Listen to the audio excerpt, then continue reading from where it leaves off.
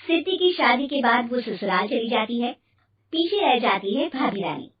सिद्धि के ससुराल जाते ही भाभी कहती है, अरे वाह जी वाह, सारे कपड़े मेरे। हाय पैंट, अरे वाह वाह, मजा आ जाएगा। अरे ये सिद्धि की अलमारी के सामने खड़े होकर क्या बड़बड़ा रही है?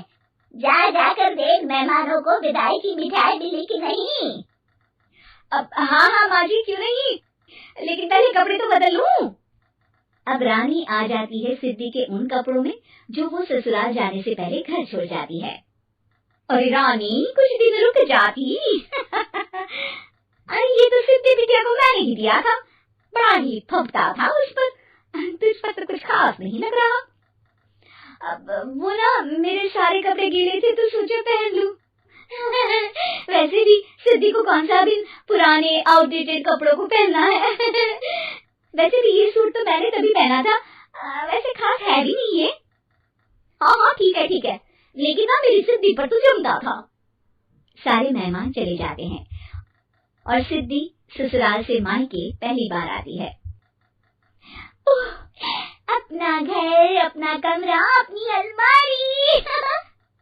ये बोलकर जैसे ही सिद्धि अलमारी खोलती है तो सामने उसके कपड़ों की जगह कुछ और ही रखा होता है। माँ, ओ माँ, जरा कमरे में तो आना। सास और रानी वहां पहुंच जाते हैं। रानी ने पहनी होती है सिद्धि की जींस और टी शर्ट। अरे भाभी, ये क्या? ये तो मेरी बड़ी ही महंगी टी शर्ट है, इसे आपने घर में क्यों पहनी है?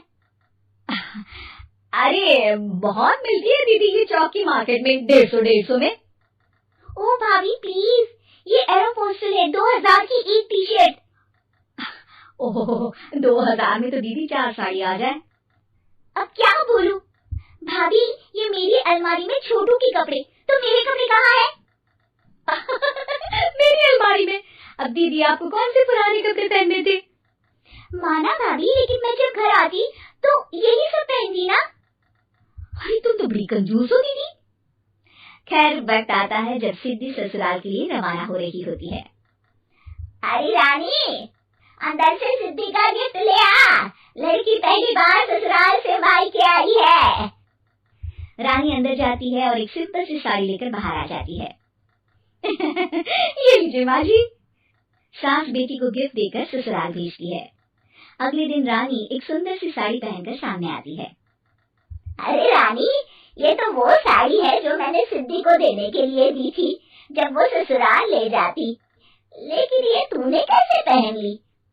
अरे माँ जी, ये साड़ी तो मुझे बहुत पहले से ही पसंद थी, लेकिन चिंता न करिए, मैंने सिद्धि के लिए भी अच्छी सी साड़ी दी है। हाँ। तभी सिद्धि का फोन आता है। क्या माँ, कुछ अच्छा तो दिया होता ससुराल ले जाने के लिए। अरे पहले दिखा दिया होता।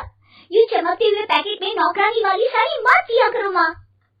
अरे बेटे, वो तेरी भाभी ने ना गलती से उससे पैकेट बदल गया। हाँ, मैं कल ही तेरे भाई के हाथ से तेरा वाला पैकेट भेज दूंगी। अरे रहने दो माँ, आई एम श्योर भाभी ने अभी वही साड़ी पहनी होगी जो तुमने मेरे लिए रखी थी। तुम तो समझ नहीं पाई उनको। खैर छोड़ो, मैं ज्यादा बोलती अच्छी नहीं लगती, रहने दो, आपको उन्हीं के साथ रहना है, फिर बात करेंगे।